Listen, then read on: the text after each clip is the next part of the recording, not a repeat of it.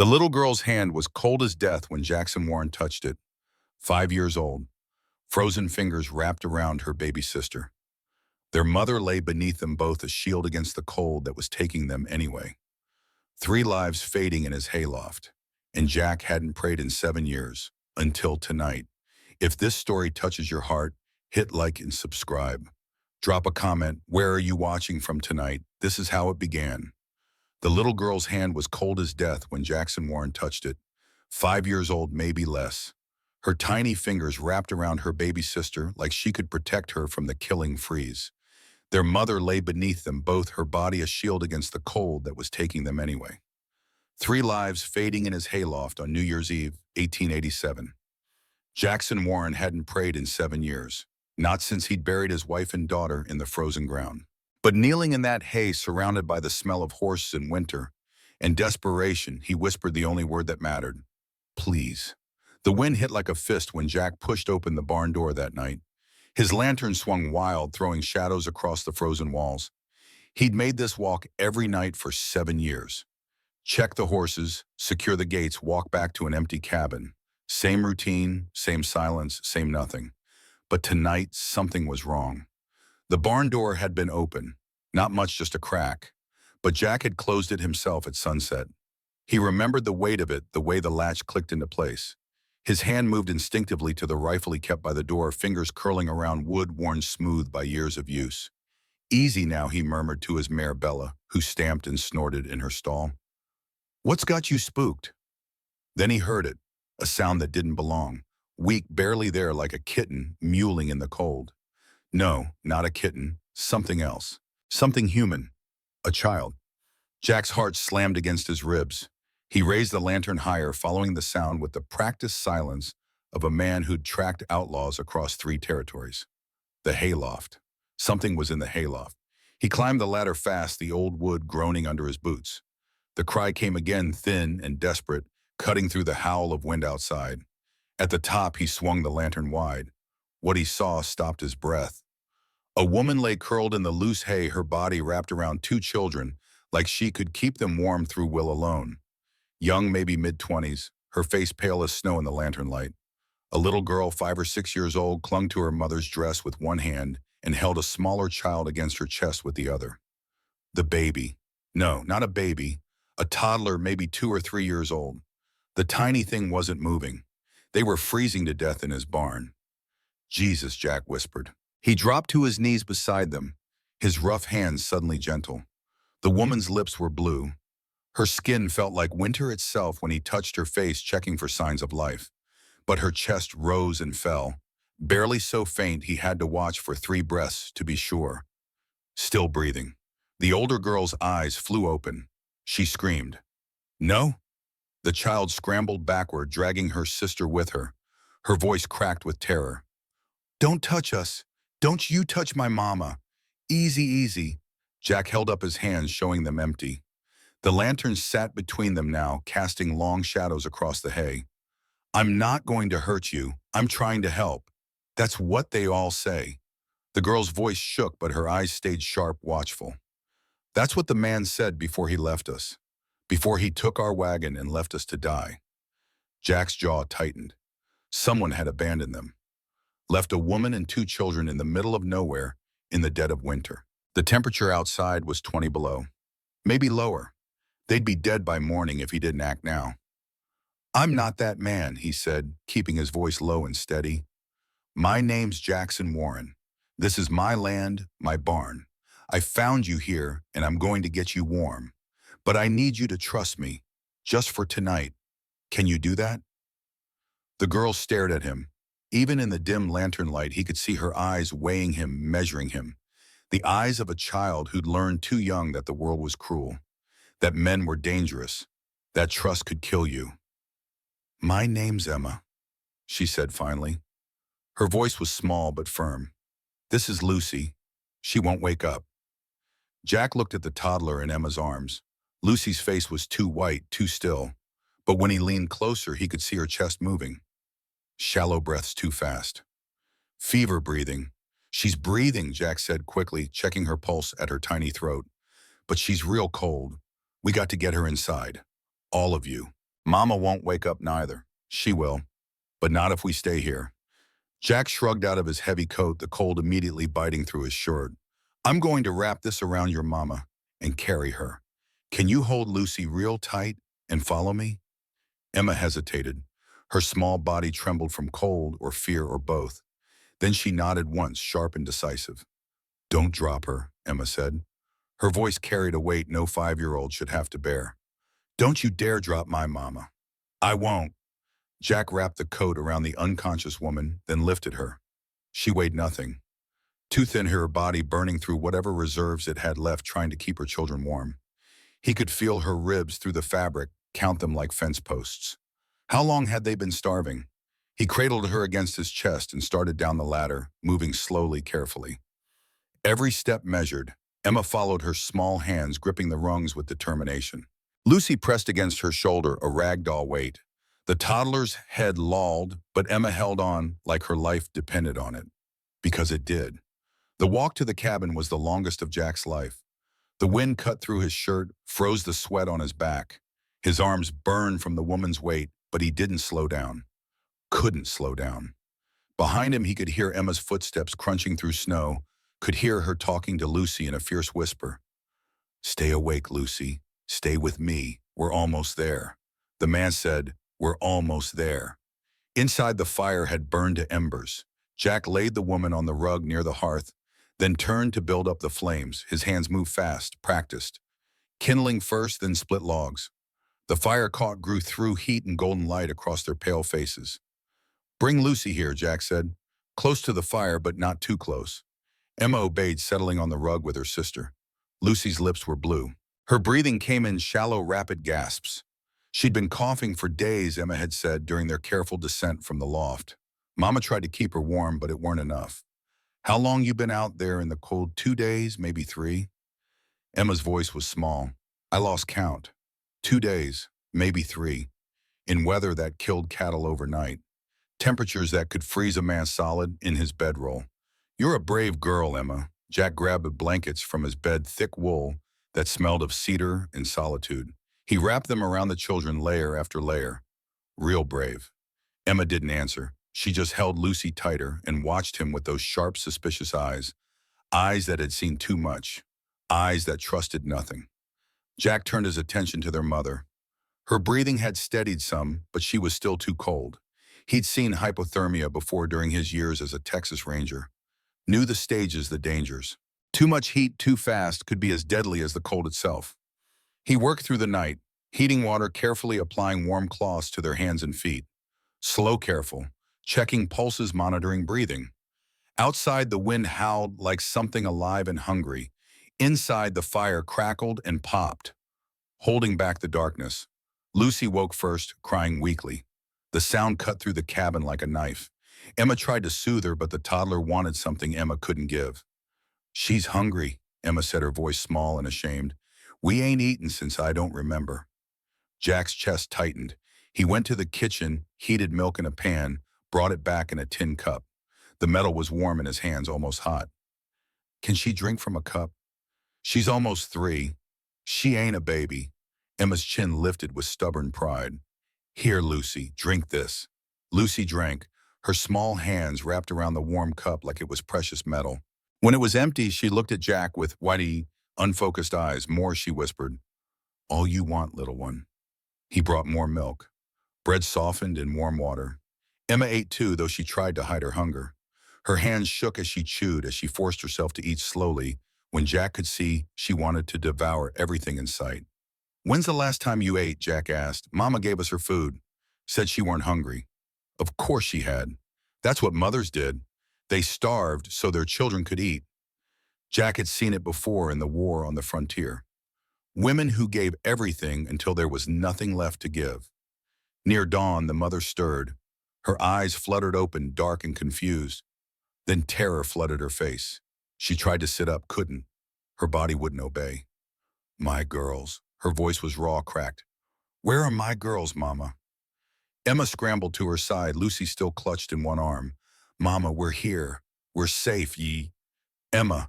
The woman's hand found her daughter's face, touched it, like she couldn't believe it was real. Her fingers trembled against Emma's cheek.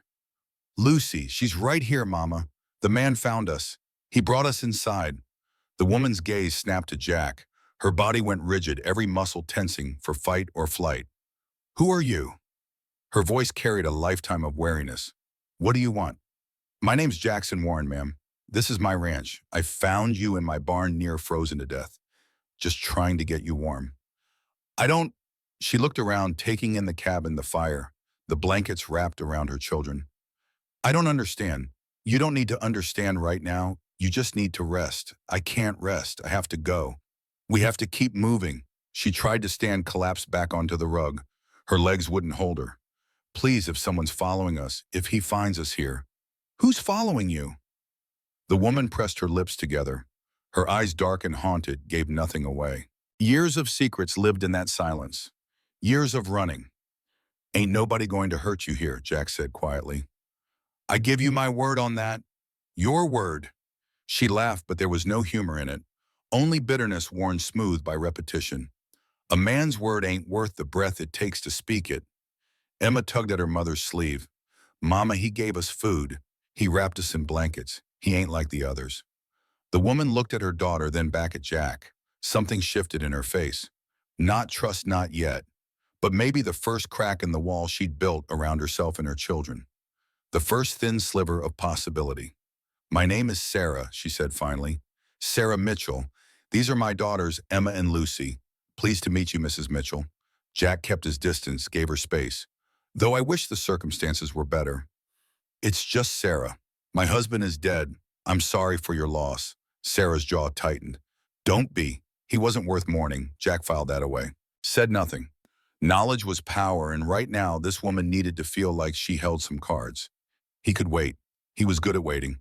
7 years of practice had taught him patience. Lucy began to cough. Deep, rattling coughs that shook her small body. Sarah pulled her close, rubbed her back, murmured soft words that had no power against sickness, but carried all the power of a mother's love. She needs a doctor, Jack said. There ain't no doctor. There ain't no help. Sarah's voice was flat. There's just us. There's a doctor in Coal Creek, about 2 hours' ride. Sarah looked up sharply. You'd ride 2 hours in this weather for a stranger's child. Jack met her eyes, saw the disbelief there, the hope she was afraid to feel. I would. Something passed between them.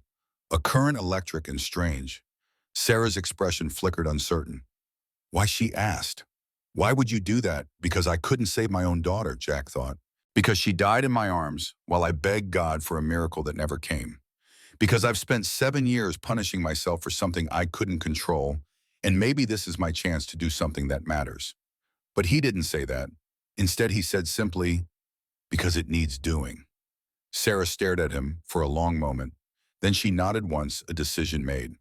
If you can get a doctor, I'd be grateful. Stay by the fire. Keep her warm. I'll be back as soon as I can. Jack pulled on his spare coat, grabbed his hat. At the door, he paused. Emma stood near her mother, that too-old wisdom in her young eyes. Emma, the girl looked up. You take care of your mama and sister while I'm gone. Can you do that? Emma's chin lifted. I always do. Something in Jack's chest cracked. This child, 5 years old and carrying a weight no child should carry. He'd seen that look before. In the mirror after his own father died and left him to run the ranch at 16.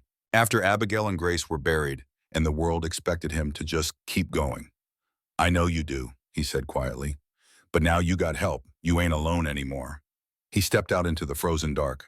The wind hit him like a wall, but Jack didn't hesitate. He saddled Bella with practiced efficiency, mounted up, and rode for Coal Creek. Behind him, the cabin glowed warm against the endless white. 3 lives inside.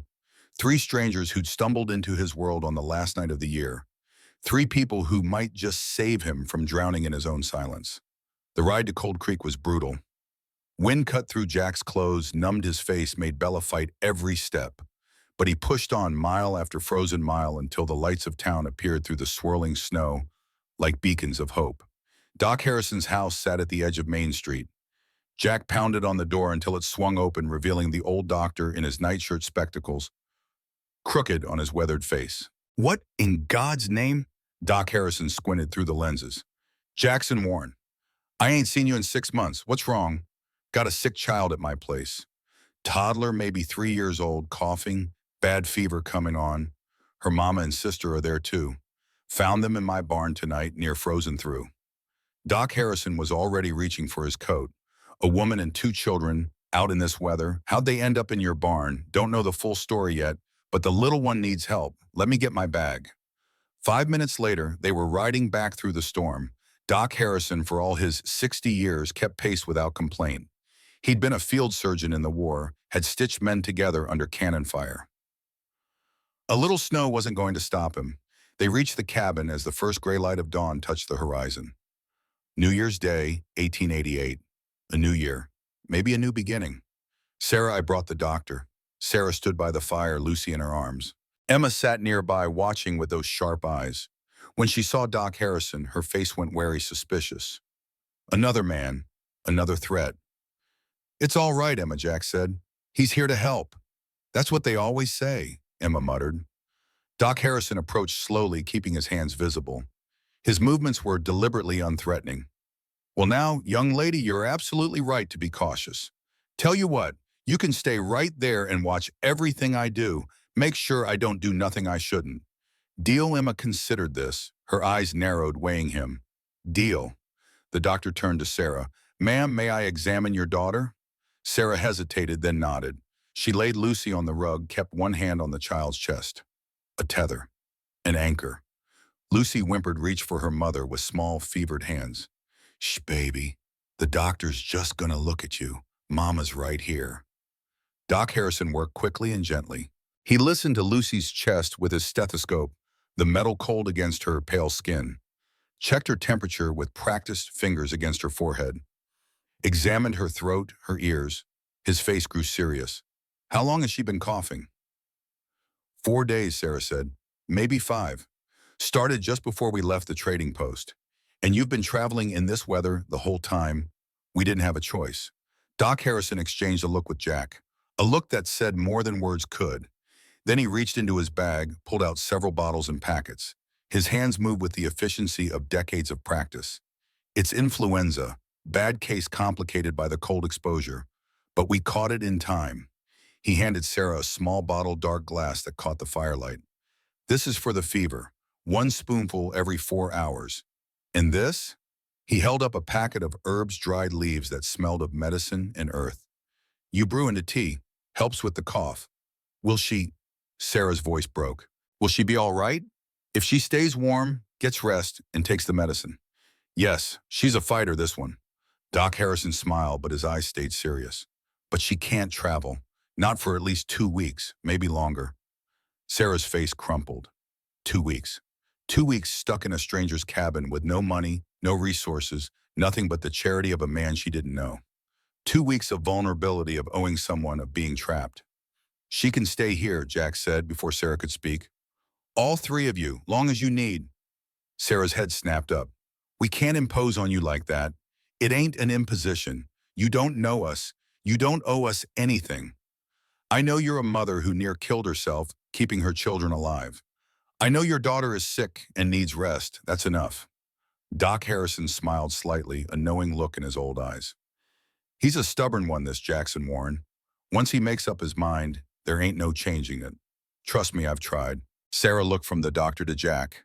Her eyes were wet, but she blinked the tears back. Why? She whispered. Why are you doing this? Because it's New Year's Day, Jack thought. Because 7 years ago I couldn't save them. Because maybe this is my chance to do something right.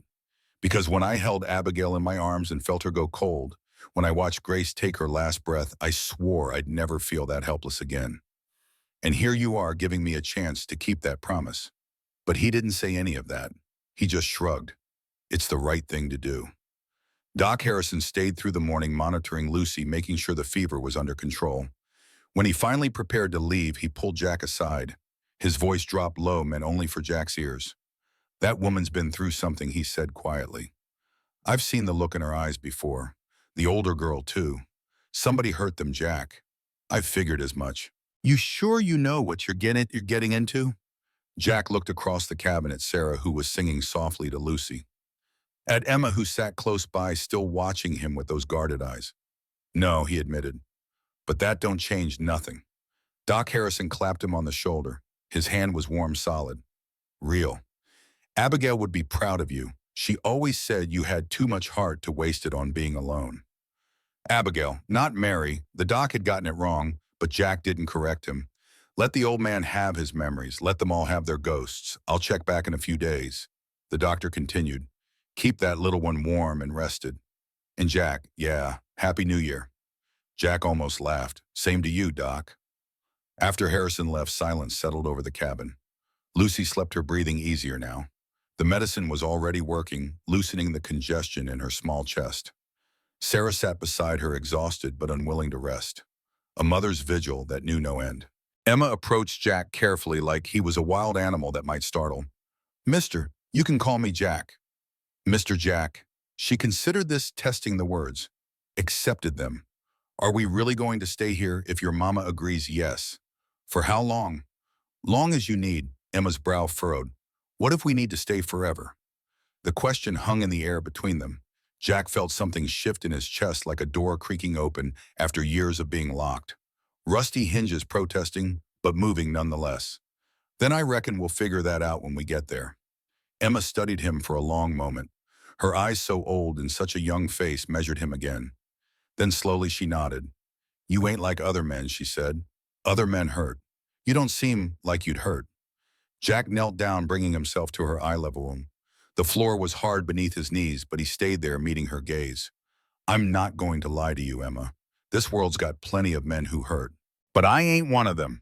And while you're under my roof, ain't nobody going to lay a hand on you or your mama or your sister. You got my word on that.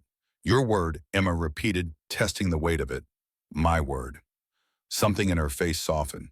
Not trust, not yet, but the first crack in the armor she'd built around her small, battered heart. Okay, she said quietly. Okay, Mr. Jack. Sarah had been watching the exchange. When Jack looked up, her eyes were wet again. She pressed her hand to her mouth, fighting back tears that wanted to fall. Tears that carried too much weight to release in front of a stranger. Thank you, she whispered. Her voice barely carried across the room. For talking to her like a person. Most folks treat her like she's invisible. She ain't invisible. Jack stood, his knees creaking. She's brave. Maybe the bravest person I ever met. Sarah pressed her hand harder against her mouth, fighting for control. Jack looked away, gave her privacy. He understood. Sometimes kindness was harder to bear than cruelty. Sometimes being seen hurt worse than being ignored. Outside, the sun rose higher, painting the snow gold and pink. The storm had passed. The new year had begun. And in a cabin on the edge of nowhere, 4 wounded souls had been thrown together by chance, by fate, by the simple accident of a barn door left ajar. Jack didn't know what came next. Didn't know if Sarah would stay or flee. Didn't know if he could open his heart again after keeping it locked away for so long. But as he watched Emma curl up beside her mother, as he heard Lucy's soft breathing in the warmth of the fire, he felt something he hadn't felt in 7 years. Hope, fragile as new ice, terrifying as thunder. But there. He added another log to the fire, settled into his chair, and kept watch through the long morning. Outside, the world was cold and white and empty. Inside, warmth held. And for the first time since he'd buried his wife and daughter beneath the cottonwood tree, Jackson Warren didn't feel completely alone. 3 days passed like a fever dream. Lucy's fever broke on the second morning, and by the third she was sitting up, demanding food with the stubborn insistence of a child who'd been denied too long. Sarah wept with relief, though she tried to hide it, turned her face away, his shoulders shaking.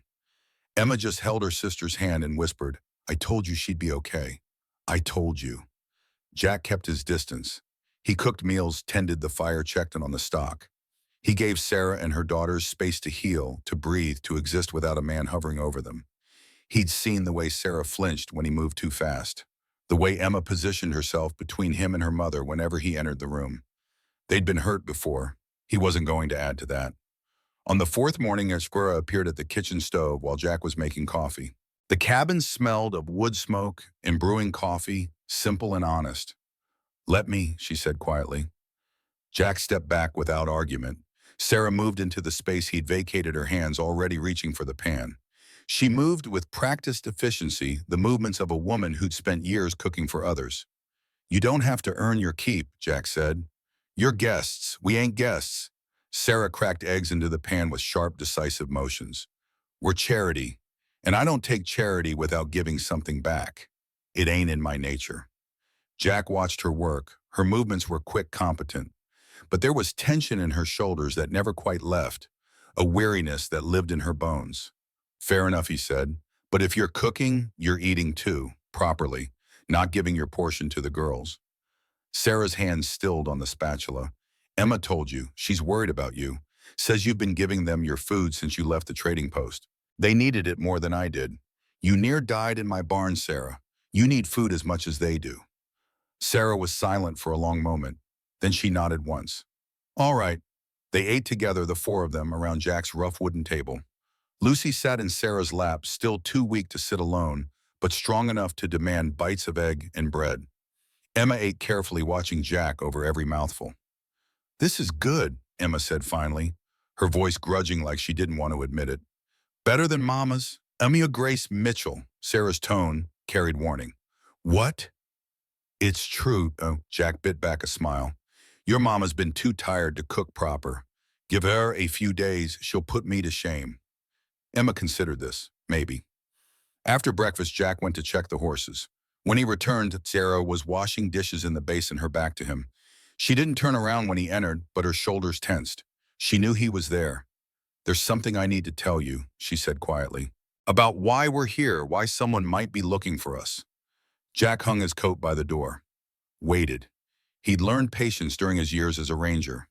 Learned that silence could pull truth better than questions ever could. My husband, Robert. Sarah's voice was flat, controlled, carefully empty. He wasn't a good man. I thought he was when I married him. He was kind, at first gentle. But after Emma was born, something changed. He started drinking, started failing at business. And when he failed, he needed someone to blame. Her hands stilled in the water. Soap bubbles clung to her fingers like tiny clouds. He hit me the first time when Emma was 2. I told myself it was an accident, that he didn't mean it. That's what women tell ourselves, ain't it? That if we just try harder, if we just do better, it'll stop. She laughed. The sound was bitter, worn smooth by repetition. It never stops. Sarah, you don't have to tell me this. Yes, I do. She turned to face him. Her eyes were dry but haunted by things she could never unsee. You took us in. You deserve to know what you took in. Jack said nothing, just waited. Robert died 18 months ago. Horse threw him, broke his neck. Sarah's voice didn't waver. I was supposed to mourn him. The whole town expected it. Black dress tears the proper widow's grief. Instead, I felt relief. She looked at Jack. What kind of woman feels relief when her husband dies? The kind who's been hurt too long. Jack said quietly. Sarah's breath caught. She looked at him like she'd never seen him before. Like he'd said something in a language she'd forgotten she understood. After he died, she continued, her voice steadier now. I found out about the debts. Robert owed money to everyone in town. Money we didn't have. The creditors took everything. The house, the furniture, even my mother's china. We had nothing left. So you decided to head west. I had a sister in Oregon. Had. Sarah's jaw tightened. She wrote me last year, said there was room for us if we could get there. So I joined a wagon train in Kansas. Used the last of our money for passage. Jack could see where this was going. We made it to Wyoming before Lucy got sick. Sarah continued. The wagon master said we were slowing them down. Said they couldn't wait for a sick child. They left you at a trading post 20 miles from here. Promised someone else would come through. Someone who could take us the rest of the way. Sarah's voice cracked. No one came. We waited 3 weeks. When I couldn't pay for our room anymore, the owner said we had to leave. So you walked, in the middle of winter, with a sick baby. I didn't have a choice, Jack. I didn't have anywhere else to go. Jack was quiet for a long moment. Then he crossed to the stove, poured 2 cups of coffee, handed one to Sarah. The ceramic was warm in his hands. You said someone might be looking for you. Sarah wrapped her hands around the cup, let the warmth seep into her fingers. Robert had a brother, Caleb. He's convinced Robert hid money somewhere before he died. Money that rightfully belongs to him. She stopped, swallowed hard. He came to the house after the funeral. Tore through everything looking for it. When he didn't find anything, he He hurt you. Sarah's voice went cold, hard as winter stone. He hurt Emma, grabbed her arm hard enough to leave bruises, said if I didn't tell him where the money was, he'd do worse. Her eyes met Jack's. There is no money. Robert drank and gambled every penny we ever had. But Caleb don't believe that. He thinks I'm hiding it. Is he the one who's following you? You don't know. I thought I saw him in Laramie before we joined the wagon train, but I can't be sure. Maybe I'm just jumping at shadows. She set down the cup. Her hands were shaking. I'm sorry, I shouldn't have brought this trouble to your door. As soon as Lucy's strong enough, we'll leave. Go where Sarah didn't answer. Because there was no answer. She had no money, no wagon, no provisions. The passes were snowed shut until spring. She had nowhere to go and no way to get there. You'll stay here, Jack said. Through winter at least, until the pass is open. I can't ask that of you. You ain't asking. I'm offering. Jack met her eyes. No strings, Sarah. No expectations. Just a warm place to rest until you figure out what comes next. Sarah stared at him for a long moment. Her eyes searched his face, looking for the trap, the hidden motive, the price that would come due. She'd spent years on learning to read men's faces to anticipate the blow before it came. She found nothing but quiet sincerity. Why? She whispered. Why are you doing this? Jack looked away toward the window where snow was falling again, soft and silent and endless. Because somebody should have done it for you a long time ago, and nobody did. Sarah pressed her hand to her mouth. Tears spilled down her cheeks, and this time she didn't try to hide them. Thank you, she managed. Thank you, Jack. He just nodded, uncomfortable with gratitude. Drink your coffee before it gets cold. The days took on a rhythm after that. Sarah insisted on cooking and cleaning, working with a fierce determination that Jack recognized. She needed to contribute, needed to feel useful, needed to feel like she wasn't just taking. So he let her have that dignity. Emma remained wary, but she was watching, always watching. Jack felt her eyes on him when he fed the horses, when he chopped wood, when he sat by the fire in the evening reading one of his few books. She was studying him, he realized, testing him, waiting to see if he'd prove himself a monster like the other men she'd known. Jack didn't try to win her over. He just did what he always did. Worked hard, spoke little, treated everyone in his house with respect. If that wasn't enough for Emma, nothing would be. Lucy, on the other hand, had no such reservations. By the end of the first week, she was following Jack around the cabin like a small, curious shadow. What are you doing? She asked, tugging at his sleeve while he repaired a broken chair. Fixing this leg. See how it wobbles. I'm making it steady again. Can I help? Jack looked at her small hands, then at the hammer in his own. Heavy enough to hurt if she dropped it. You can hold the nails for me, but don't put them in your mouth. I'm not a baby, Lucy said indignantly. Babies put things in their mouths. I'm 3. Almost 3, Emma corrected from across the room. Close enough, Lucy shot back. Jack hid a smile. You're right, my mistake. Lucy beamed at him. Mr. Jack, do you got any little girls? The question hit like a fist to the gut. Jack's hands stilled on the wood. The hammer hung frozen in mid-swing. I did, he said quietly. Once. Where'd she go, Lucy? Sarah's voice was sharp. That ain't a polite question. It's all right. Jack forced his hands to move to keep working. She went to heaven. A long time ago. Oh. Lucy considered this with the matter-of-fact acceptance of very young children. Was she nice? She was the nicest person I ever knew. What was her name? Grace? That's pretty. Lucy patted his arm with one small hand. I bet she was pretty too. Jack's throat tightened. He couldn't speak, could only nod. Sarah caught his eye across the room. Her expression was soft with understanding. She knew loss. She recognized it in others. Knew the shape of it, the weight. That night after the girls were asleep, Sarah found Jack on the porch. He was standing in the cold, staring up at the stars like he was looking for answers written in their light. You don't have to talk about it, she said softly. I know how it feels. The questions that cut too deep. Jack was quiet for a moment. Then he spoke, his voice rough with disuse. Her name was Abigail, my wife. We built this place together, her and me. Claimed the land, raised the walls, planted the garden. He paused. The words came hard like pulling splinters from deep wounds. She got pregnant the year after we finished the cabin. We were so happy. Built the nursery, sewed the clothes, picked out names. Everything was perfect. Sarah waited, not speaking, just present. She went into labor early, middle of winter, just like now. Jack's voice broke. I rode for the doctor, but there was a storm. By the time I got back, by the time I got back, it was over. Abigail was gone. Grace lived for 3 hours, just long enough for me to hold her, to see her eyes open once and close forever. Jack. I buried them together under the cottonwood tree out back. He finally turned to look at her. His eyes were dry, but the pain in them was bottomless. That was 7 years ago. I ain't let anyone in since. Ain't wanted to. Because caring means losing, and I couldn't survive losing again. Sarah stepped closer. Her hand found his in the darkness. Cold fingers wrapping around cold fingers, finding warmth in the joining. I understand, she said quietly. I do. But Jack, you didn't lose them because you loved them.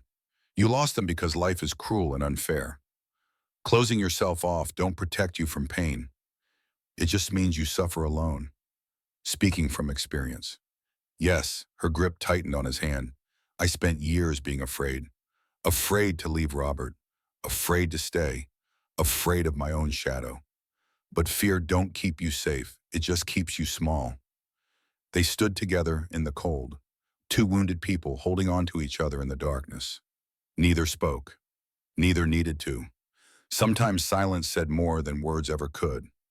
The next morning, Jack found Emma standing in front of the closed door at the end of the hall. The nursery door. He'd kept it shut for 7 years. Hadn't been able to face what was inside. What's in there? Emma asked without turning around. Jack's heart clenched. Nothing important. Mama said you had a little girl. Is this her room, Emma? I ain't going to touch nothing. Emma turned to face him, her eyes holding something like compassion. Something no 5-year-old should have to carry. I just wanted to know. Jack stood there frozen. He could feel the weight of the closed door, the memories locked behind it. Abigail's rocking chair, Grace's cradle, the tiny clothes they'd never gotten to use. 7 years of grief sealed away like a tomb. Yes, he said finally. It was her room. It was supposed to be her room. Emma nodded slowly. My daddy had a room like that. A room where he kept all his bottles. Mama never let us go in there. She said some rooms hold too much pain to open. Your mama's a wise woman. Are you ever going to open it? The question hung in the air between them. Jack looked at the door, at the brass handle he hadn't touched in 7 years. I don't know, he admitted. Maybe someday. Emma studied him for a long moment. Then she did something that surprised them both. She reached out and touched his hand. Just briefly before pulling back like she'd touched something hot. When you do, she said quietly, maybe it won't hurt so much if somebody is there with you. She walked away, leaving Jack standing alone in the hallway. His hand tingled where she touched it. Such a small gesture. Such a massive gift of trust from a child who trusted no one. He looked at the nursery door. For the first time in 7 years, he thought about opening it. Not today. Not yet. But the thought was there, and that was something. 2 weeks in, Doc Harrison returned to check on Lucy. He pronounced her fully recovered, marveling at how quickly she'd bounced back. The resilience of children never ceased to amaze him. Children are resilient, Doc Harrison said, packing up his bag. More resilient than we give them credit for. Thank you, Doctor. Sarah's voice was thick with gratitude. I don't know how I can ever repay you. No payment necessary, ma'am. Jack's already settled the account. Sarah's head snapped toward Jack. You paid him? It was nothing. It wasn't nothing. Medicine House calls your time. Sarah looked at Doc Harrison. It all costs money. Money I can't pay back. Ain't I asking you to pay it back? Sarah's eyes flashed with something between anger and desperation. I don't take charity. Good thing this ain't charity then. Jack met her gaze steadily. This is a man helping a woman who needs it. Nothing more, nothing less. Sarah, Doc Harrison interrupted gently. Let it go. Trust me when I say Jackson Warren is the most stubborn man in Wyoming territory. You won't win this argument. Sarah looked between them. Frustration and gratitude warred on her face. Finally, she let out a breath. Fine, but I'm going to find a way to repay you somehow. You already are, Jack said quietly. This cabin's cleaner than it's been in 7 years. Emma's been helping me with the horses. Lucy makes me laugh. That's payment enough. Sarah's expression softened. She didn't argue further. After the doctor left, Jack went to the barn to tend the horses. He was brushing down Bella when he heard footsteps behind him. Emma stood in the doorway, her small form silhouetted against the white snow. "Can I come in?" she asked. Of course, she approached slowly, watching the horse with wide eyes. "She's big. Her name's Bella. She's gentle as a lamb. You want to pet her?" Heinz, Emma hesitated, then nodded. Jack guided her hand to Bella's nose, showed her how to stroke gently. The horse nickered softly, warm breath misting in the cold air. "She's soft," Emma whispered, "and warm. Horses are good company. They don't judge, don't lie. They just are what they are. I like that." Emma continued petting Bella, her small hand moving in careful strokes. Her whole body had relaxed in a way Jack had never seen before. "Mr. Jack, yeah, my daddy used to hit Mama. He hit me once too. That's why I don't like men much." Jack's chest tightened. He'd suspected as much, but hearing it from her own lips was different, made it real in a way suspicion never could. "I'm sorry that happened to you, Emma. No child should ever be hurt like that. Are you going to hit us?" "No." Jack knelt down to her level, made sure she could see his eyes. "Never, not ever. I give you my word on that, Emma. And I don't break my word." Emma searched his face the way she always did, looking for the lie, looking for the crack in the mask that would reveal the monster underneath. This time she seemed to find something different. "Okay," she said softly. "I believe you." It was the first time she'd said those words, the first real crack in the wall she'd built around herself. Jack felt the weight of it, the responsibility. This child's trust was a precious thing, fragile as glass. He would not break it. "Can I?" Emma hesitated. "Can I come see the horses again sometime, anytime you want?" A small smile flickered across her face, the first real smile he'd seen from her. Not the careful, guarded expression she usually wore. Something genuine, something that looked like childhood. "Okay, I'd like that." She turned and ran back toward the cabin, leaving Jack alone with the horses and the strange, unfamiliar warmth spreading through his chest. Hope. That's what it was. Hope taking root in frozen ground. Dangerous, fragile, but growing nonetheless. That evening, while the girls slept, Sarah sat with Jack by the fire. She'd taken to joining him in the evenings, the two of them sharing comfortable silence while the flames crackled low. It was a piece Jack hadn't known he was missing. "Emma talked to you today," Sarah said. "In the barn?" "She did." "She told you about Robert?" "Some of it." Sarah stared into the fire. "I should have left him years ago. Should have taken the girls and run the first time he raised his hand to me. But I was scared. Scared of being alone, of having nothing, of not being able to provide for them." She laughed bitterly. "And now look at us. We've got nothing anyway. All that fear, and we ended up exactly where I was afraid of ending up." "You got your girls," Jack said quietly. "They're alive. They're healthy. They love you. That ain't nothing, Sarah. That's everything." Sarah's eyes glistened. "You really believe that I know it? I'd give anything to have my daughter back. Anything, but she's gone, and I got nothing left of her but memories in a room I can't bear to open." He paused. "You still got your girls. You still got a chance. Don't waste it grieving what you lost. Focus on what you've still got." Sarah was quiet for a long moment. Then she leaned over and kissed his cheek. Soft and quick, barely a brush of lips against skin, but it burned like fire. "Thank you, Jack, for everything." She stood and went to bed, leaving Jack alone by the dying fire. His cheek burned where her lips had touched. His heart pounded like he'd just run a mile. He touched the spot with trembling fingers, as if he could capture the ghost of her kiss and hold it there forever. He was in trouble, deep trouble, because for the first time in 7 years, Jackson Warren was feeling something he'd sworn never to feel again, and it terrified him more than any blizzard ever could. 3 weeks after he'd found them in the barn, Jack came in from checking the stock to find Emma standing in the kitchen with a determined look on her face. That look that said she'd made me her mind about something and no force on earth would change it. "I want to learn to ride," she announced. Sarah looked up from the bread she was kneading. "Emma, you said when I was bigger I could learn. I'm bigger now." Emma's chin jutted out stubbornly. "Almost 6, and Mr. Jack's got horses. Good horses. Gentle ones." Emma turned to Jack, her jaw set in that way he'd come to recognize. "Will you teach me?" Jack looked at Sarah. She met his eyes, something unreadable in her expression. a mix of fear and hope and resignation. "It's your decision," she said quietly. She's been asking since she could talk. "Please, Mr. Jack." Emma clasped her hands together in supplication. "I'll be real careful. I'll do everything you say. I won't complain even if I fall off." Jack felt the corner of his mouth twitch. This child who trusted no one was asking him for something, trusting him enough to teach her, trusting him with her safety, her body, her life. "All right," he said, "but we start slow. No complaints." Emma's face lit up like sunrise. It was the first time he'd seen her look like a child instead of a tiny worried adult carrying the weight of the world on her narrow shoulders. "Thank you, Mr. Jack. Thank you, thank you, thank you." She threw her arms around his waist before she could stop herself.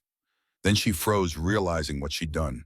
Her whole body went tense, waiting for rejection, for anger, for punishment. Jack felt her fear like a physical thing. Carefully, slowly, he put one hand on her shoulder, light as a feather, giving her every chance to pull away. "You're welcome, Emma." She looked up at him with wide eyes. Then she smiled, a real smile, and the ice around Jack's heart cracked a little more. Let another sliver of warmth seep through. The lesson started the next day. Jack brought out Bella, his gentlest mare, and showed Emma how to approach her. The proper way, the respectful way. "Horses deserve respect. Horses can feel when you're scared," he explained. "You gotta be calm, confident. Let her know you ain't a threat." "I ain't scared," Emma said, though her voice trembled slightly. "Of course you ain't. You're the bravest girl I know." Emma stood a little taller at that. She reached out and touched Bella's nose, her small hand shaking only slightly. The horse snuffled her palm warm breath against cold skin. "Good," Jack said. "Now let's get you in the saddle." He lifted her up, settled her on Bella's back. Emma gripped the saddle horn with white-knuckled hands, her whole body rigid with tension. Every muscle locked tight. "Breathe," Jack said. "You're doing fine. What if I fall, then you get back up? That's what riding is. Falling and getting back up." Emma looked down at him, something shifting in her eyes. "That's what life is too, ain't it?" Jack's throat closed up. This child, this wise, wounded child who understood too much for her years, who'd seen things no child should see and survived anyway. "Yeah," he said quietly. "I reckon it is." Sarah watched from the porch, Lucy in her arms. When Jack glanced her way, she was smiling. Not the guarded smile she usually wore, careful and controlled. Something softer. Something that made his chest ache with longing he couldn't name. He looked away quickly, focused on Emma, on the lesson, on anything but the woman who was slowly, inexorably becoming necessary to him.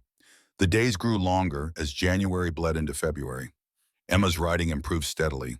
She went from terrified to cautious to confident, her small body learning to move with the horse instead of against it.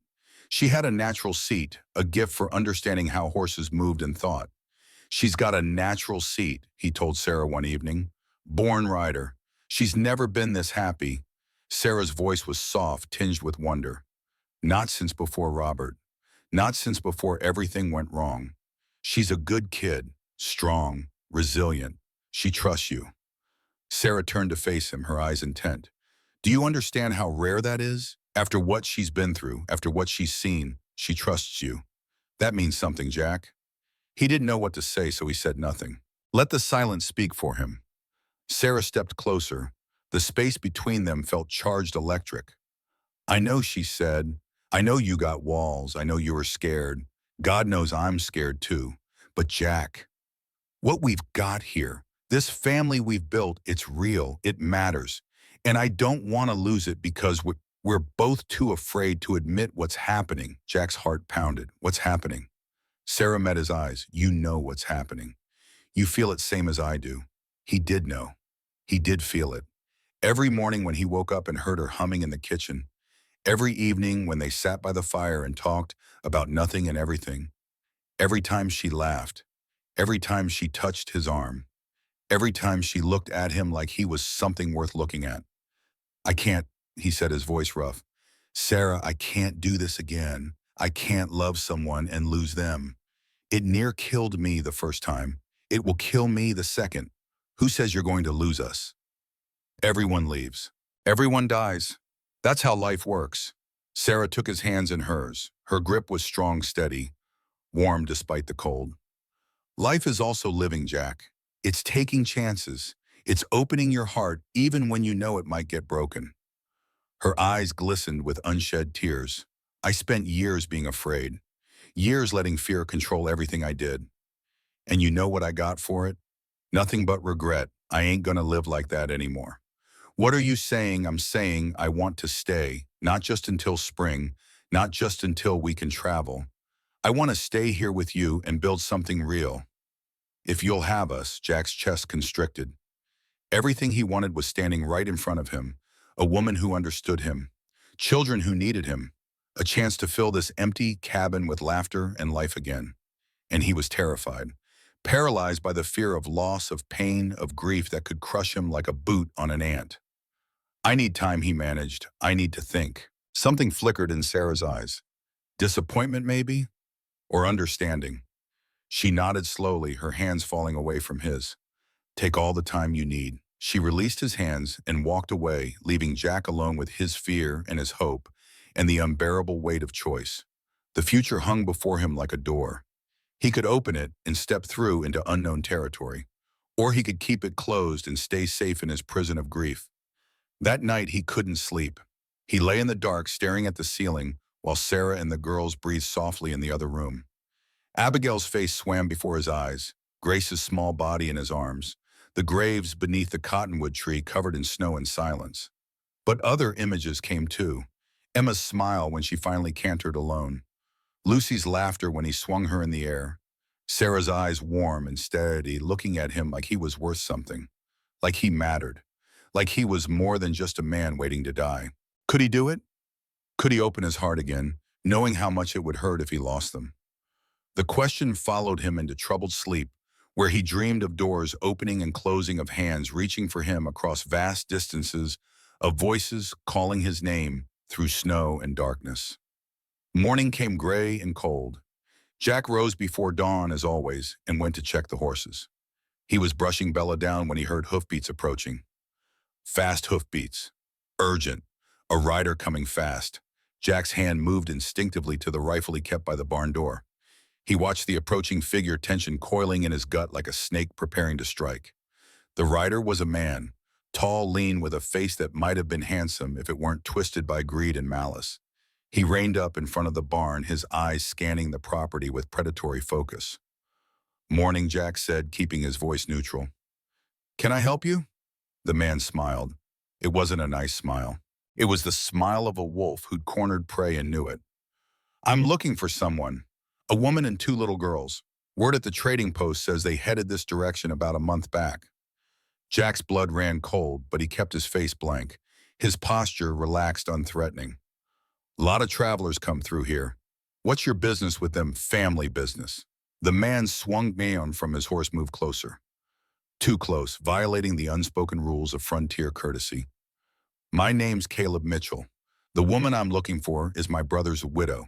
She's got something that belongs to me and I aim to get it back. Caleb Mitchell, Sarah's nightmare, standing in Jack's barn like he had every right to be there. Like he owned the world and everyone in it. Don't know anyone by that name? Jack said calmly. That's so. Caleb's eyes narrowed. Funny thing, I've been tracking them for weeks. They disappeared around here and nobody in Coal Creek knows nothing about them. But smoke's been coming from your chimney day and night. More smoke than one man needs. I like to keep warm. I'm sure you do. Caleb stepped closer, close enough that Jack could smell the whiskey on his breath, smell the rot underneath. Let me tell you something, friend. I've come a long way for what's mine, and I don't take kindly to folks who get in my way. That a threat? It's a fact. Caleb's hand rested on the pistol at his hip. Now I'm going to ask you one more time. You seen a woman with two little girls? Dark hair, early 20s, got a look about her like she's scared of her own shadow. Jack met his eyes, held his gaze steady and cold. I told you, I don't know anyone by that name. For a long moment, neither man moved. The air between them crackled with violence, barely restrained. Then Caleb laughed, a cold, ugly sound that held no humor at all. All right, have it your way, but I'll be around, friend. I'll be watching. And when I find out you're lying, and I will find out, well, he mounted his horse, tipped his hat mockingly. Let's just say you'll regret it. He spurred his horse and rode off, disappearing into the gray morning. Jack stood frozen, his heart pounding. Then he grabbed his rifle and strode toward the cabin. Sarah was at the stove when he burst through the door. She took one look at his face and went pale. Flour dusted her hands, forgotten. "What happened? We got trouble." Jack crossed to the window, looked out, scanned the horizon for threats. "Man came by the barn, name of Caleb Mitchell, said he's looking for you." Sarah's hand flew to her mouth. The spoon she'd been holding clattered to the floor. "No, no, no, no. How did he find us?" "Don't know, but he's suspicious. He'll be back. We have to go." Sarah's voice rose with panic. "We have to leave right now before he—" "Sarah." Jack gripped her shoulders, forced her to look at him. "Listen to me, you can't run. Not in the middle of winter. Not with the girls. You'd die before you got 20 miles. But if he finds us here, if he hurts the girls, he ain't gonna hurt anyone. I won't let him." Sarah searched his face, her eyes wild with fear. "You don't know him, Jack. You don't know what he's capable of. He hurt Emma once. He'd do worse if he got the chance. Then we make sure he don't get the chance." Jack's jaw set hard.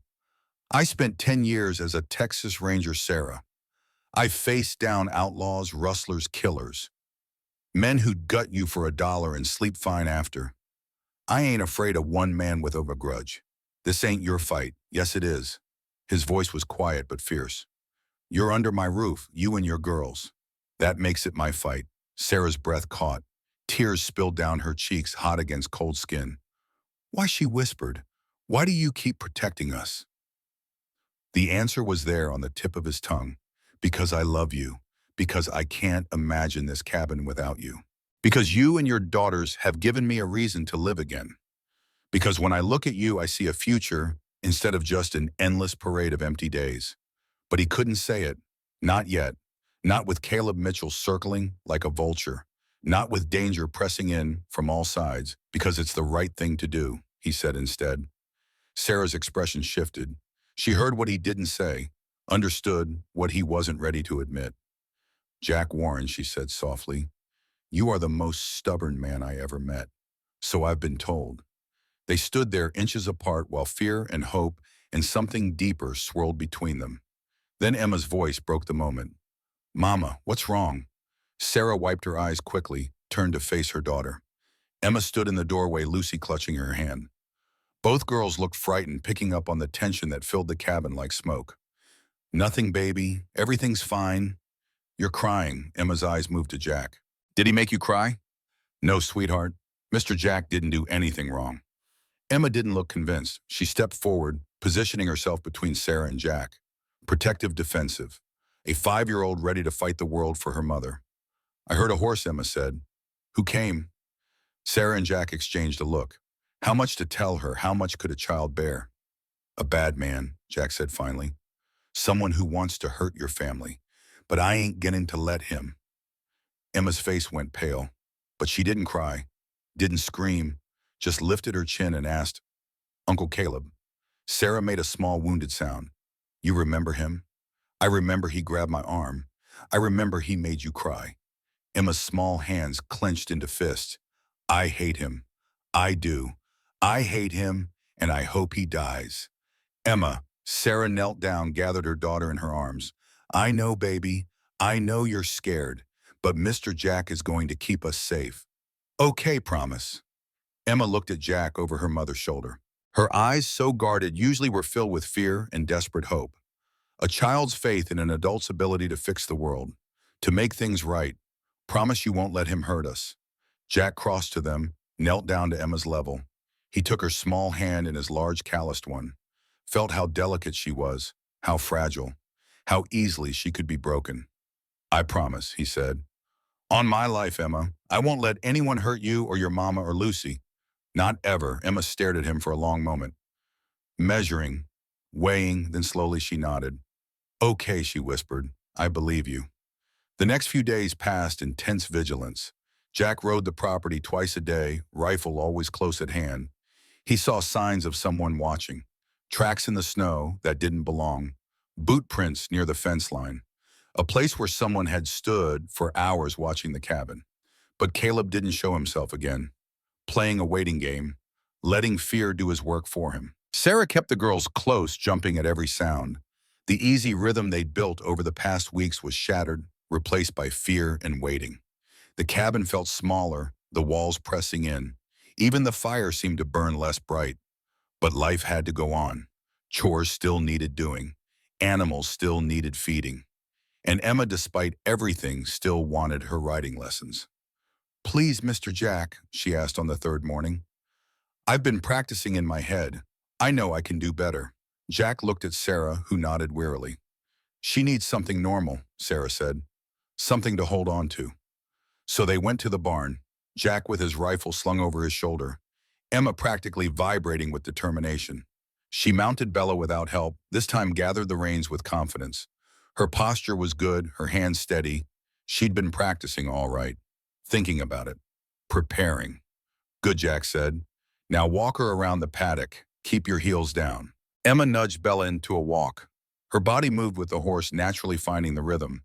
She looked almost peaceful, almost happy. Like for these few minutes she could forget about bad men and danger and fear. "Faster," she asked. "Let's try a trot. Squeeze with your legs. Gentle." Bella moved into a trot. Emma bounced at first, then found the rhythm. Started posting up and down with the horse's gait. Her face lit up with joy. "You're a natural," Jack called. Emma beamed. For a moment she wasn't a scared little girl with a monster hunting her. She was just a child learning something new, feeling the joy of accomplishment. Then everything went wrong. A gunshot cracked through the air. Bella reared screaming. Emma flew from the saddle, hit the ground hard and didn't move. Emma Jack sprinted toward her, his heart in his throat. Behind him he heard Sarah scream from the cabin. Another shot. Dirt kicked up inches from his feet. Someone was shooting at them. At a child. Jack threw himself over Emma, shielding her body with his own. He looked up, searching for the shooter. Caleb Mitchell stood at the edge of the trees, rifle raised, a cruel smile on his face. "Found you," Caleb called. "Didn't I?" Jack's blood turned to ice. Emma lay motionless beneath him, her small body terrifyingly still. He couldn't tell if she was breathing, couldn't tell if the fall had broken her or if Caleb's bullet had found its mark. "Get up slow," Caleb called, walking closer. "And don't think about reaching for that rifle. I'll put the next one through your skull." Jack raised his hands, moved carefully off Emma. His eyes swept over her small form. No blood. Her chest rose and fell, just knocked unconscious from the fall. Relief flooded through him, followed immediately by cold fury. White-hot rage that made his vision narrow, his hands shake. "She's just a child," Jack said. His voice was low and dangerous. "What kind of man shoots at a child, the kind who's tired of being lied to?" Caleb stopped 10 feet away, rifle trained on Jack's chest. "I asked you nice. Asked if you'd seen Sarah and her brats. You looked me in the eye and lied. So you decided to shoot a 5-year-old girl." "I was aiming at the horse." Caleb's smile widened. "Wanted to get your attention. Looks like it worked." Behind them, Sarah burst from the cabin, Lucy in her arms. She froze when she saw Caleb, her face draining of color, going white as snow. "Well, well." Caleb swung the rifle toward her. "There she is, my dear sister-in-law. You've led me on quite a chase, Sarah." "Caleb, please." Sarah's voice shook. "The children—" "Shut up." His voice cracked like a whip. "You know what I want. You've always known. So stop playing games and tell me where Robert hid the money." "There is no money. How many times do I have to tell you Robert drank everything we had, gambled the rest? There's nothing left." "Liar." Caleb stepped closer, rage twisting his features into something inhuman. "Robert told me himself. Said he had a fortune stashed away for hard times. Said no one knew about it but him. Robert was a drunk and a liar. He told you what you wanted to hear so you'd leave him alone. You're lying." Caleb's finger tightened on the trigger. "You've been lying since the day he died. But I'm done being patient. You're going to tell me where that money is, or I'm going to start hurting people until you do." Jack watched him carefully, calculating distances. His rifle lay on the ground, too far to reach. But he still had his pistol at his hip. If he could distract Caleb long enough, draw his attention away from Sarah and the girls. "Start with me," Jack said, stepping forward. "You want to hurt someone. Start with me." Caleb swung the rifle back toward him. "Stay where you are. I ain't got no stake in this fight. No reason to lie for her. Or if there's money, I don't know nothing about it. Then why are you protecting her? Because that's what decent men do. They protect women and children from cowards who shoot at little girls. Caleb's face flushed with anger. You calling me a coward, I'm calling you what you are, a bully, a thug, the kind of man who beats on folks weaker than himself because he ain't got the guts to face someone his own size. Jack, don't. Sarah's voice was desperate. You got a lot of nerve, friend. Caleb raised the rifle higher, a lot of nerve for a man with a gun pointed at his heart. Maybe. But I've faced down worse than you. Jack kept his voice calm, steady. I spent 10 years as a Texas Ranger, hunted outlaws across 3 territories, put more men in the ground than I care to count. You think I'm scared of one man with a rifle and a grudge? Something flickered in Caleb's eyes. Doubt, maybe? Or the first stirrings of fear? Jack pressed his advantage. I don't want trouble with you, Caleb said slowly. This ain't your business. You made it my business when you shot at that child, when you threatened a woman under my protection. Jack's voice dropped cold and hard. So here's how this is going to go. You're going to lower that rifle, you're going to get on your horse, and you're going to ride out of here and never come back. Or what? Or I'm going to kill you. The words hung in the air. Simple. Absolute. A promise, not a threat. Caleb stared at Jack, reading the truth in his eyes. This wasn't a bluff. This was a man who had killed before and would kill again if he had to. But Caleb wasn't ready to back down. Not yet. Not when he'd come so far, invested so much. You're fast, he said. I can tell. But are you faster than a bullet? Why don't you find out? For a long, terrible moment, nobody moved. Sarah clutched Lucia, her breath coming in terrified gasps. Emma stirred on the ground, moaning softly. And Jack waited, every muscle coiled, ready to draw. The world had narrowed to this single point, this single choice. Life or death measured in fractions of seconds. Then Caleb laughed. You got sand. I'll give you that. He lowered the rifle slightly, but his finger stayed near the trigger. All right, Ranger. Maybe I was a little hasty. Maybe we can work something out. Nothing to work out. You leave, you love. You stay, you die. See, that's where you're wrong. Caleb's smile turned ugly. Because I ain't alone, he whistled, sharp and loud. From the trees behind him, 2 more men emerged. Rough-looking armed, the kind of men who'd kill for money and sleep fine after. Men who'd seen the inside of more jails than honest towns. Meet my friends, Caleb said. They've been helping me track Sarah across 3 states, and they don't take kindly to threats. Jack's heart sank, but he kept his face blank. 3 against 1. Bad odds. Worse if he had to protect Sarah and the girls at the same time. But he'd faced worse, had survived worse.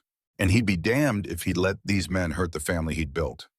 Impressive, he said calmly. Takes 3 of you to threaten 1 woman and 2 children. Real brave, mock all you want. You ain't getting out of this. Caleb gestured to his men. Grab the woman and the brats. We're taking them with us. Like hell you are. Jack moved. His hand dropped to his pistol. Drew and fired in one smooth motion, muscle memory, from 1,000 draws, 1,000 shots. The first man went down with a bullet in his shoulder, screaming. The second dove for cover behind a water trough. Caleb swung his rifle up, but Jack was already moving, putting himself between the guns and Sarah. Get inside, he shouted. Take the girls and get inside, Sarah ran. She scooped up Emma with her free arm, carrying both children toward the cabin. Superhuman strength born of terror. Caleb fired after her, missed. The bullet splintered wood beside the door. Jack fired back, forcing Caleb to duck. You're dead, Caleb screamed. You're dead, you hear me? Jack didn't answer. He was already retreating, covering Sarah's escape. Bullets whizzed past his ear. Another kicked up snow at his feet. He kept moving, kept firing, each shot measured and precise. Not trying to kill, just trying to buy time. Just trying to keep them alive. Until Sarah and the girls were inside and he could slam the door behind them. Bar the door, he ordered, reloading with shaking hands. Stay away from the windows. Jack, you're bleeding. Sarah's voice was high with panic. He looked down. Blood soaked his left arm, dripping onto the floor in dark pools. He hadn't even felt the bullet. Adrenaline had numbed the pain, pushed it away. It's nothing, just a graze. It's not nothing. Sarah was already tearing strips from her petticoat, efficient even in crisis. Sit down and let me. No time. Jack moved to the window, peered out through a crack in the shutter. Caleb and his remaining man, the one he'd shot, was still down, were taking cover behind the barn. They're regrouping, planning their next move. What do? We wait. We watch. And when they make a move, we make ours. Emma stirred in Sarah's arms. Her eyes fluttered open, confused and scared. Mama, what happened? Shh, baby. You fell off the horse, but you're okay now. I heard gunshots. I know. Just stay still, all right. Mr. Jack is going to keep us safe. Emma's gaze found Jack. Even dazed, even terrified, she looked at him with something like faith, something that made his chest tighten with the weight of responsibility. Promise, she whispered. Jack crossed to her, knelt down despite the pain in his arm. He took her small hand in his bloody one, felt how fragile she was, how much she trusted him. I promise, Emma. Whatever happens, I ain't letting them hurt you. She nodded slowly, then closed her eyes again. Sarah pulled her close, rocking her gently. Rocking both girls like she could shield them from the world through will alone. There has to be another way out, Sarah said. A back door, a window. There's a cellar, trap door under the kitchen table, leads to a tunnel that comes out by the creek. Then we should go while there's still number. Jack's voice was hard. I ain't running. This is my land, my home. I won't let men like Caleb drive me out. Jack, please. This isn't worth dying for. Yes, it is. He turned to face her and for the first time let her see everything he felt. Let down every wall he'd built. You're worth dying for. Emma and Lucy are worth dying for. This life we've built, this family, that's worth everything. Sarah's eyes filled with tears. Jack, I love you. The words came out rough, desperate. I know I ain't said it. I know I've been too scared to admit it. But I love you, Sarah. I've loved you since you woke up in my cabin and told me a man's word ain't worth nothing. I've loved you every day since, and I'll love you till the day I die, which might be today. She whispered his name again, but he kept talking. Needed to say it all before he lost his nerve. But if it is today, I want you to know. I want you to know that you gave me something I thought I'd lost forever. A reason to live. A reason to hope. He cupped her face in his hands. Whatever happens out there, you remember that. You remember I chose this. I chose you. Sarah kissed him, not soft and quick like before, but deep and fierce, pouring everything she felt into it. Fear and love and desperate hope all tangled together. When they finally broke apart, she was crying. I love you too, she said. I love you, Jack Warren. And I'm not going to let you die for us, not today. Sarah, listen to me. Her eyes blazed with sudden determination. There is no money. I told you that, and it's true. But there is something Robert hid before he died. Jack frowned. What are you talking about, papers? Documents. Evidence that Caleb has been stealing from half the businesses in Kansas City for years. Sarah's words came fast now, tumbling over each other. Robert was going to use them as leverage. Make Caleb leave us alone. But he died before he could. She grabbed Jack's hand. That's what Caleb really wants. Not money. Those papers could put him in prison for the rest of his life. Where are they? Hidden in my dress, sewn into the lining. Sarah's voice dropped. I wasn't sure I could trust you. I wasn't sure I could trust anyone, so I kept them close. Just in case. Jack stared at her. All this time she'd been carrying a weapon that could end this. All this time she'd been protecting herself the only way she knew how. And he couldn't blame her for it. Couldn't be angry. She'd learned the hard way that trust could kill. If we give him the papers, Sarah continued, maybe he'll leave. Maybe. No, Jack shook his head. Men like Caleb don't leave witnesses. He'll take those papers and kill us anyway. Make it look like an accident. A fire, maybe. Claim he came too late to save us. Then what do we do? Before Jack could answer, Caleb's voice rang out from outside. Warren, I know you're in there. You got two choices. Send out the woman and the kids and I'll let you live. Or stay inside and I'll burn you all out. Jack moved to the window. Caleb stood in front of the barn, a torch in one hand. His remaining man held another. Flames flickered orange in the gray light. He's bluffing, Sarah said desperately. He wouldn't really. He would, Jack's jaw tightened. Man like that backed into a corner. He'd do anything. You got 1 minute, Caleb shouted. Then we light this place up. Jack looked around the cabin, at the walls he'd built with his own hands, at the memories stored in every corner, Abigail's recipe book on the shelf, the cradle in the nursery, everything he'd held on to for 7 years. Everything he'd been too afraid to let go. And then he looked at Sarah, at Emma pale and scared in her mother's arms, at Lucy clinging to her sister with wide, terrified eyes. The past or the future, grief or hope, death or life. It wasn't really a choice at all. "I'm going out there," Jack said. "No," Sarah grabbed his arm. "They'll kill you." "Maybe, but they'll have to look me in the eye to do it." He pulled his pistol, checked the rounds. "3 shots left. When I go out, you take the girls through the cellar. Get to the creek, follow it south to town. Tell the sheriff what happened. I'm not leaving you. You are because those girls need you alive more than they need me dead." He kissed her forehead, gentle and brief. "Go, Sarah. Please, let me do this." Sarah's face crumpled, but she nodded, because she knew he was right, because she understood sacrifice and love and the terrible math of survival. "Come back to me," she whispered. "Promise me you'll come back. I'll try." He moved to the door, hand on the latch. Behind him, Sarah lifted the trap door, started lowering Lucy into the cellar. Emma stood there swaying slightly, her face pale but determined. "Mr. Jack?" He turned. Emma stood there, looking at him with that guarded, knowing expression. "You're coming back," she said. Not a question, a statement. "You promised you'd keep us safe. You can't do that if you're dead." Jack felt something crack in his chest. This child, this fierce, brave, wounded child who'd finally learned to trust again. He couldn't fail her, couldn't become another man who made promises he didn't keep. "I'll come back," he said. "I swear it, Emma. I'll come back." She nodded once, then let her mother guide her toward the cellar. The last thing Jack saw before he stepped outside was Sarah's face white with terror, her eyes locked on his. "I love you," she mouthed. "I love you too," he mouthed back. Then he opened the door and walked into the cold. Caleb saw him immediately. "Well, well." The hero emerges. His voice dripped with mockery. "Let's talk," Jack said. "Just you and me, man to man, nothing to talk about. Where's Sarah gone? Took the girls and ran while you were making speeches." Caleb's face contorted with rage. "You're lying. Check if you want. Cabin's empty." Jack kept walking, closing the distance between them. "But they ain't your concern anymore, Caleb. I am. You think you can take both of us. Don't have to take both of you." Jack's voice was calm, steady. "Just have to take you. Your friend there, he's hired muscle.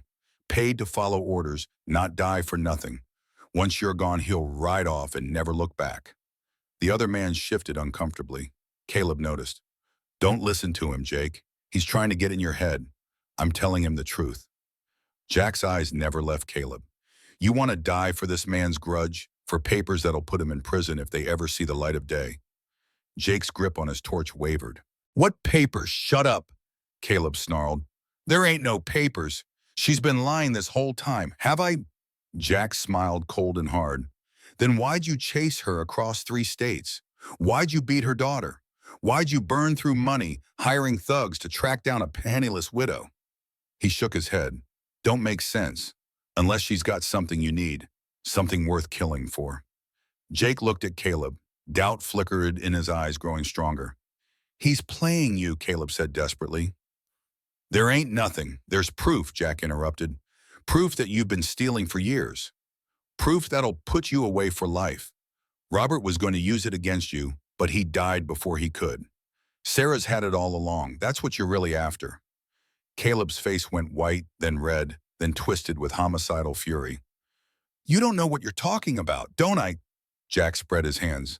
"Go ahead then. Kill me. Burn the cabin. But Sarah's already gone. She's halfway to Cold Creek by now. And when she gets there, she's going to hand those papers to the sheriff. Every lawman in the territory would know your name by sundown. You're bluffing. Am I?" "Silence." Caleb's hands shook. His eyes darted between Jack and Jake, between fury and fear. The torch trembled in his grip, flames dancing. "I'm done," Jake said suddenly. He dropped his torch, stepped back. "You said this was a simple job. Find a woman, get some money. You didn't say nothing about murder. You didn't say nothing about papers or prison. Jake, I'm out. Jake was already walking toward his horse. Deal with this yourself, you coward, Caleb screamed after him. You spineless, gutless coward. But Jake didn't stop. He mounted up and rode off without looking back, leaving Caleb alone in front of the barn. One man against one man, just like Jack had planned. It's over, Caleb, Jack said. You can ride out now, disappear before those papers reach the law. Or you can try to kill me and spend the rest of your life running. Caleb stared at him. His whole body trembled with rage. The torch shook in his white-knuckled grip, scattering sparks. You ruined everything, he whispered. Everything. You ruined yourself. The day you decided to hurt women and children, you sealed your own fate. I'll kill you. Caleb's voice rose. I'll kill you, and then I'll find her, and I'll make her pay for what she's done. He threw the torch at Jack and went for his gun. Time slowed. Jack saw the torch arcing through the air, saw Caleb's hand dropping to his holster, saw the barrel of the pistol swinging up toward his chest. He drew and fired. The bullet caught Caleb in the shoulders, spun him around. His gun went off wild, the shot singing past Jack's ear, close enough to feel the heat. Jack fired again. Caleb staggered, dropped to his knees. The torch landed in the snow and sputtered out hissing. Caleb looked up at him, blood seeping between his fingers where he clutched his shoulder. Finish it, Caleb gasped. Go ahead, finish it. Jack's finger tightened on the trigger. This man had terrorized Sarah, had hurt Emma, had threatened to burn them all alive. He deserved to die. One squeeze of the trigger, and it would all be over. One bullet, and the threat would be gone forever. But Sarah's voice echoed in his head. Those girls need you alive, more than they need me dead. He wasn't a killer anymore, not unless he had no choice. He was a man with something to live for, a man building a future instead of hiding in the past. Jack lowered the gun. You ain't worth the bullet. He kicked Caleb's pistol away out of reach. Sheriff can deal with you. Let the law decide what you deserve. Caleb laughed, a wet, ugly sound. You're a fool. You should have killed me when you had the chance. Maybe. But I'm done letting hate and fear make my choices. Jack stepped back, kept the gun ready, but not aimed. I spent 7 years living like a dead man, grieving, hiding, afraid to let anyone in because I couldn't stand the thought of losing again. He looked toward the horizon where Sarah and the girls had fled. Then they came, a woman and 2 children, half frozen in my barn, and they reminded me what it feels like to hope, to love, to want something more than just survival. He turned back to Caleb. So no, I ain't going to kill you, because I want to be the kind of man they deserve, the kind of man who chooses life over death every time. Caleb spat blood at his feet.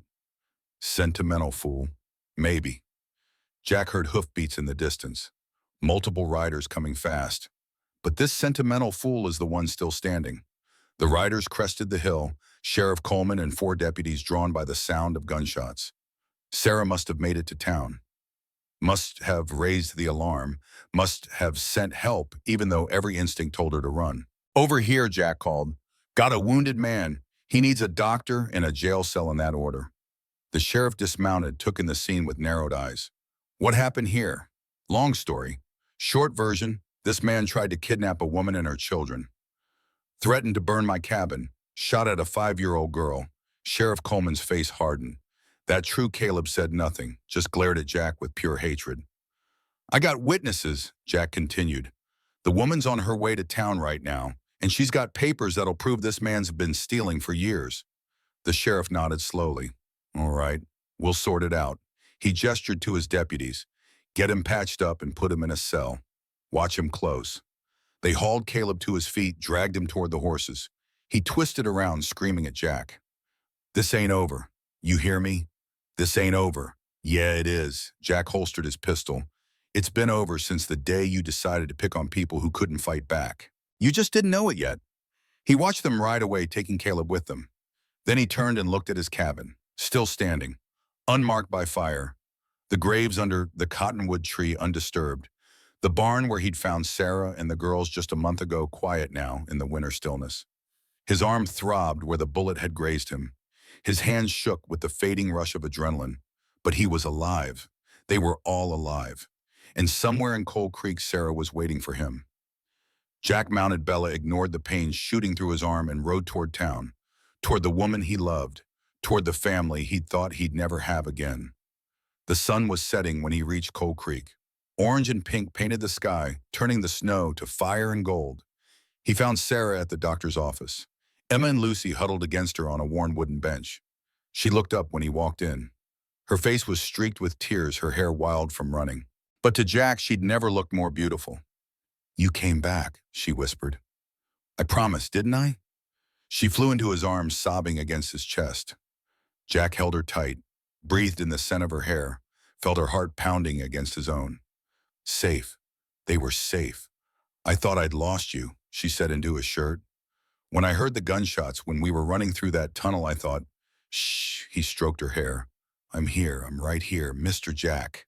Emma threw herself at his legs, wrapping her small arms around his thighs. Lucy toddled after, demanding to be picked up. Jack scooped her with his good arm, held her against his hip. "You came back," Emma said. Her voice was thick with wonder. "You really came back. Told you I would. Nobody ever comes back." Emma's eyes filled with tears. "They always leave. They always break their promises." Jack knelt down, ignoring the pain in his arm, and pulled Emma into a one-armed hug. "I ain't going to leave you," he said fiercely. "Not ever. You're my family now, Emma. You and Lucy and your mama. And I don't abandon family." Emma buried her face in his shoulder and cried.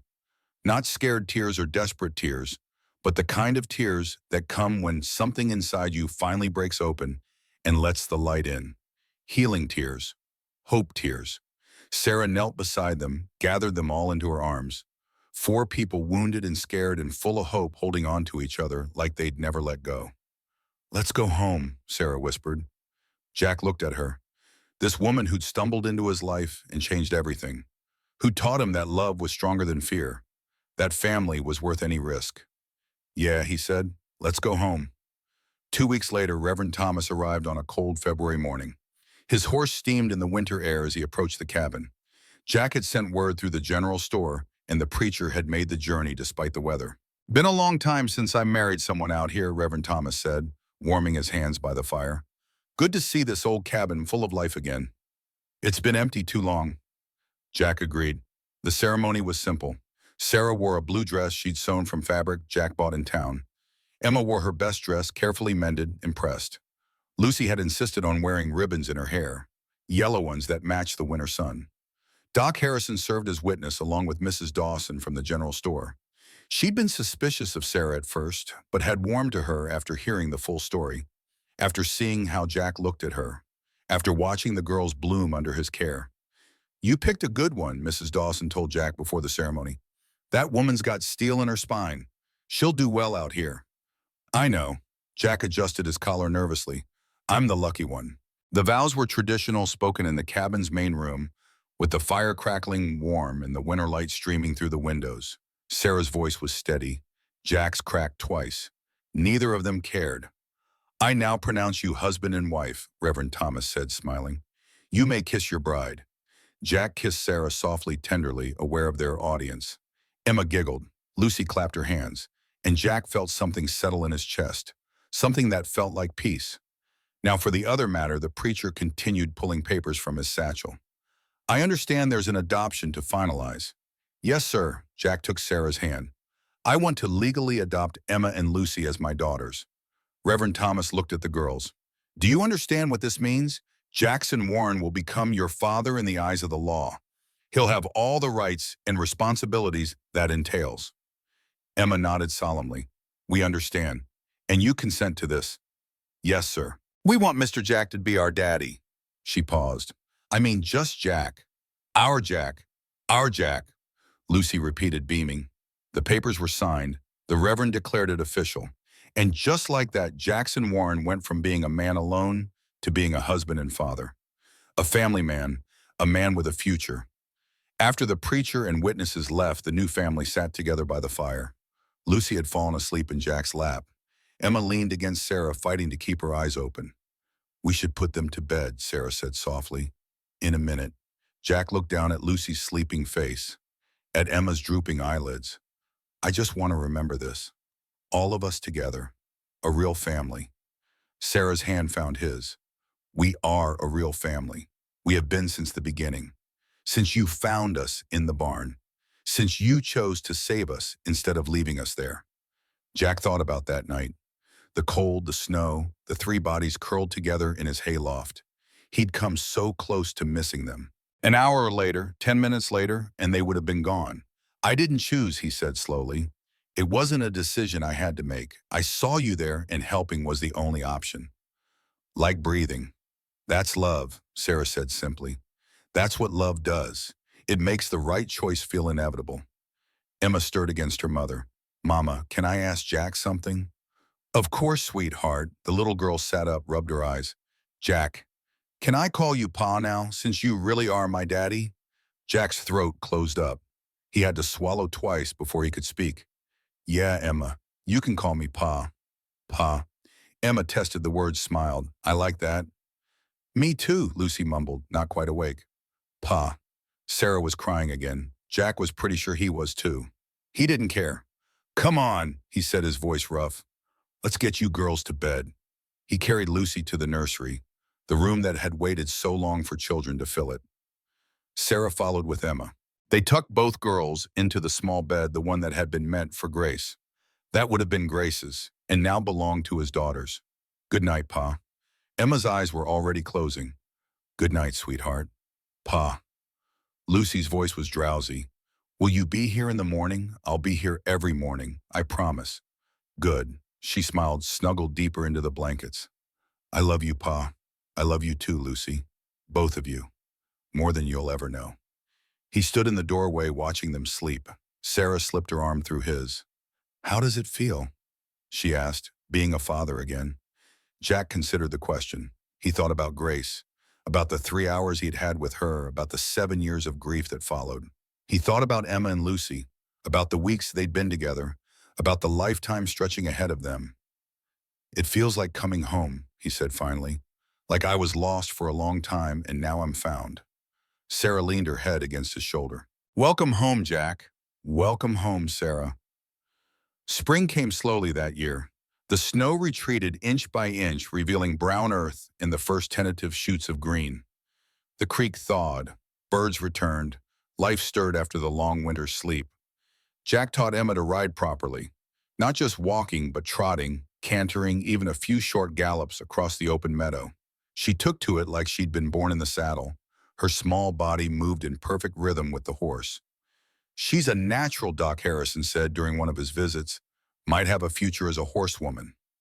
She's got a future as whatever she wants to be, Jack replied. That's what matters. Lucy, not to be outdone, insisted on learning too.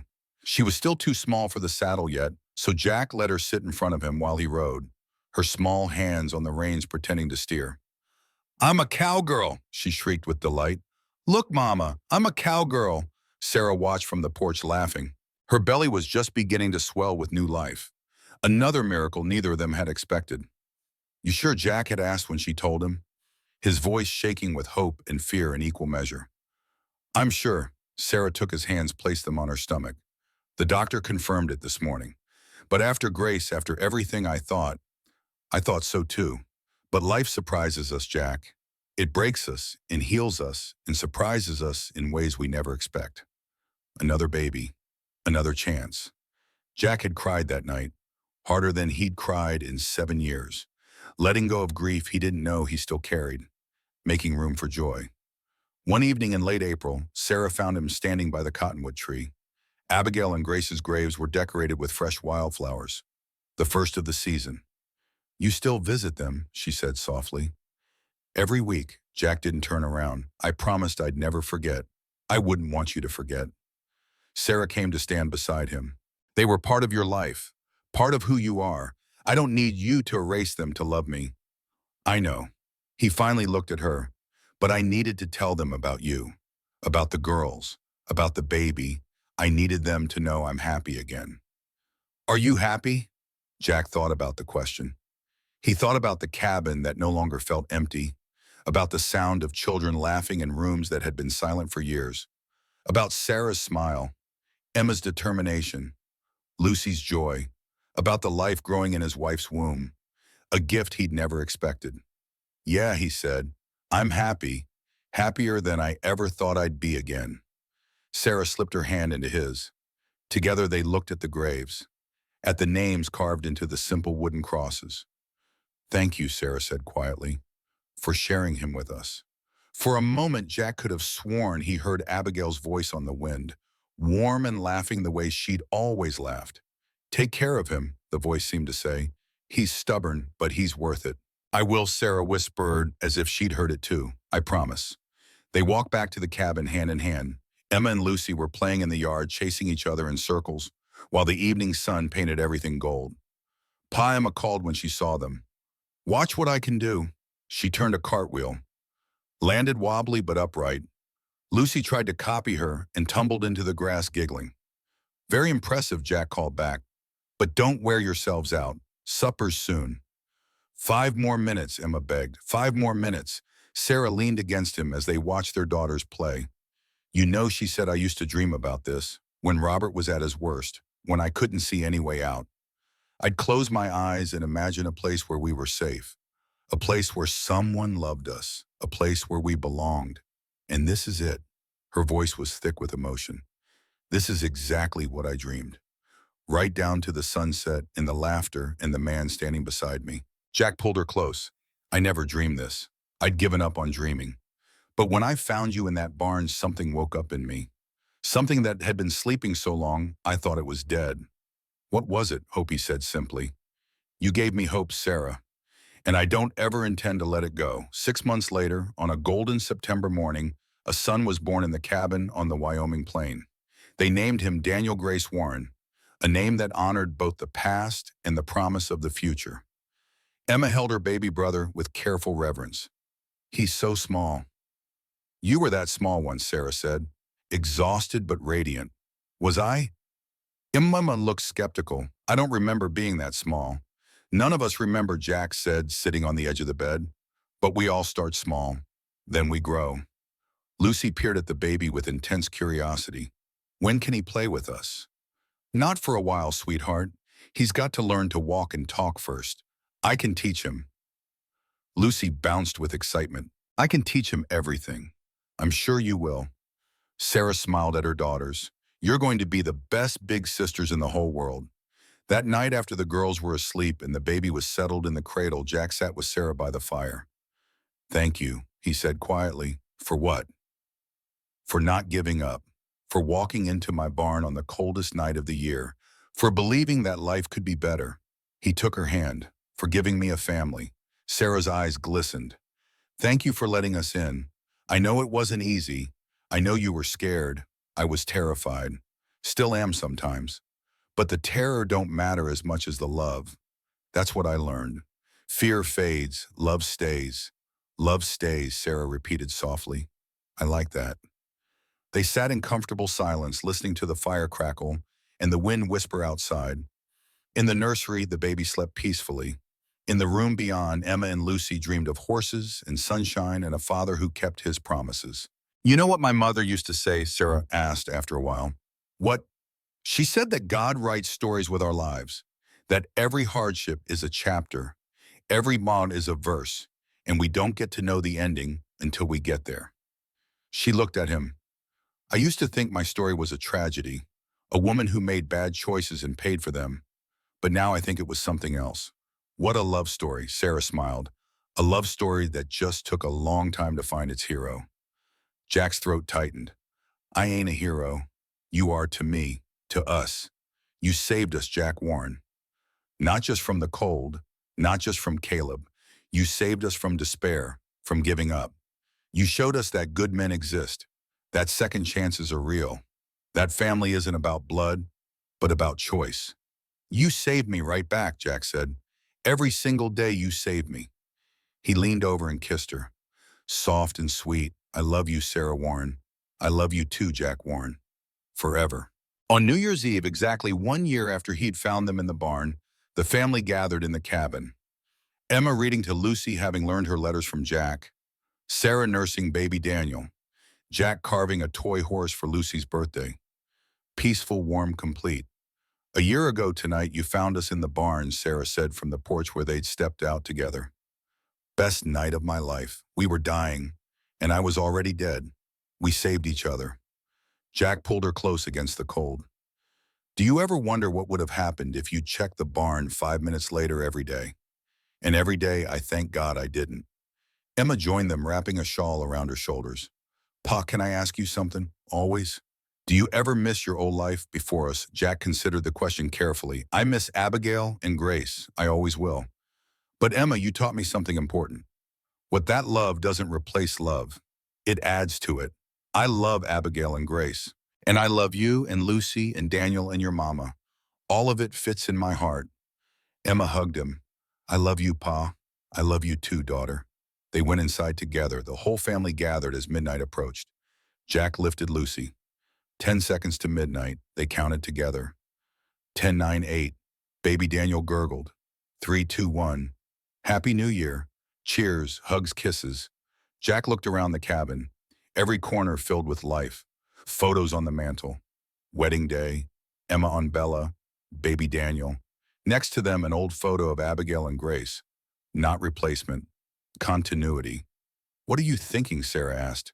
That some families are born, some are made, and the best ones are built from broken pieces that somehow fit together. Sarah smiled. We fit together. Yeah, we do. He kissed her as the new year began. Outside, snow fell softly.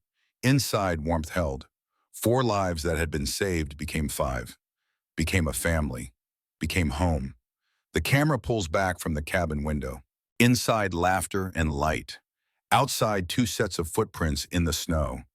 One leading from barn to cabin where Sarah and the girls had arrived 1 year ago. Another leading from cabin to the cottonwood graves Jack's weekly visits. The footprints meet, merge, become one path forward. Some families are born, some are made. The best ones are built from broken pieces that somehow fit together. And every day we choose each other, just like they chose me.